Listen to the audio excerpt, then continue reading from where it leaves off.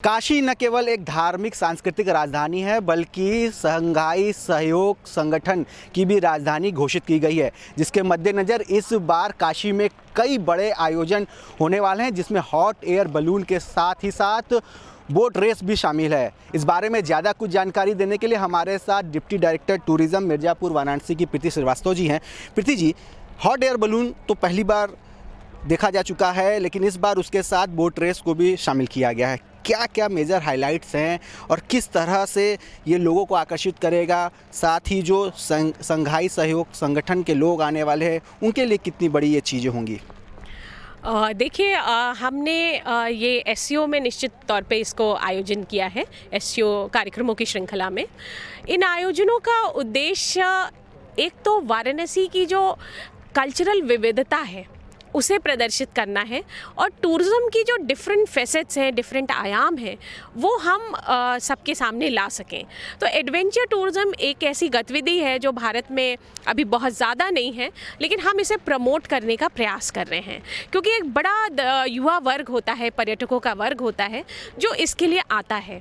तो हमने इस बार बलूनिंग और ये रेसेस को चुना है। रेसेस आप जानते हैं दक्षिण भारत में ज़्यादा पॉपुलर हैं, केरला में बोट रेसेस होती हैं, गोवा में होती, पर इधर नहीं होती हैं। जबकि हमारे पास गंगा जी का बहुत सुंदर वाटर स्ट्रेच है, यहाँ से प्रयागराज से शुरू होकर के मिर्ज़ापुर होते हुए वाराणसी से आगे जाता है।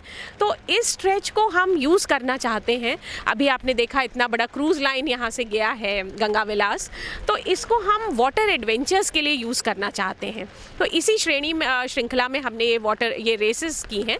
इसमें निश्चित रूप से अभी इस बार स्थानीय नाविक हैं, अगले वर्ष हम अन्य राज्यों से भी नाविकों को ला सकते हैं।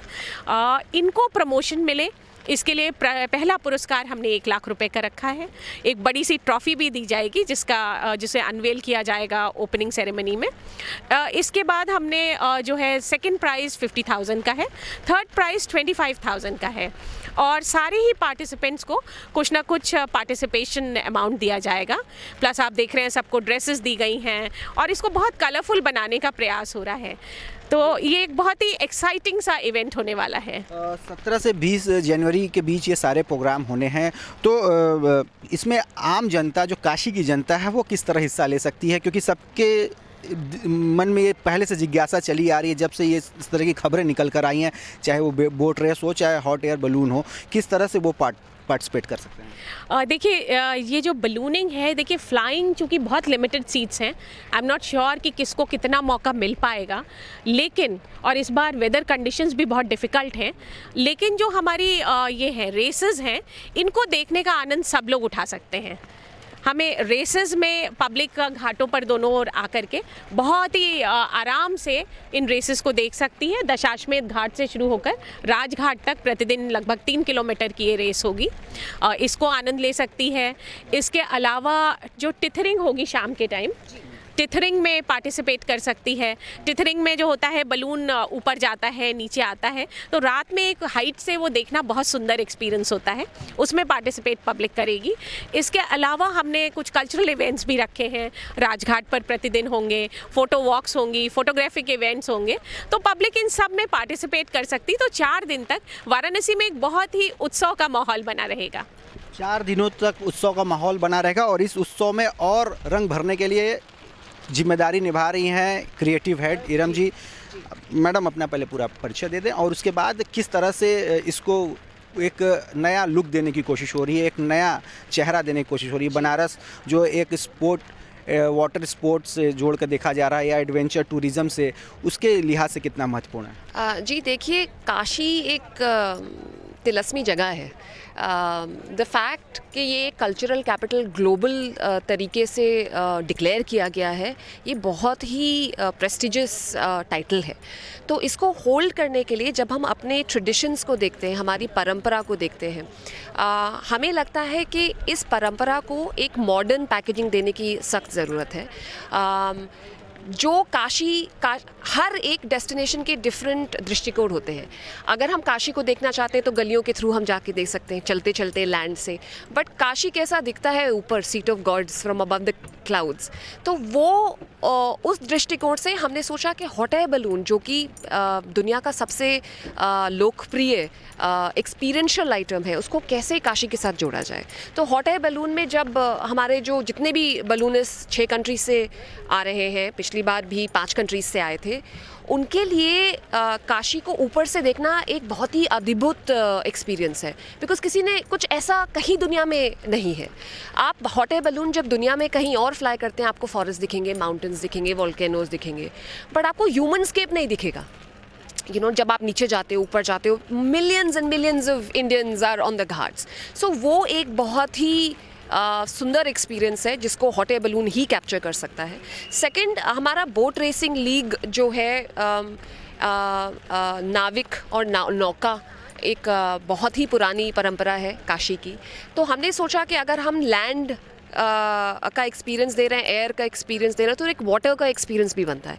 तो जब ये परंपरा हमने देखी और हमने सोचा कि इसको स्पोर्टिंग इवेंट कैसे बनाएं, हो सकता है ग्लोबल स्केल पे नौका को भी उतना ही लोकप्रियता मिले जैसे कि अभी बोट रोइंग्स होती हैं ओलंपिक्स में। So this is like a mini Olympics on water.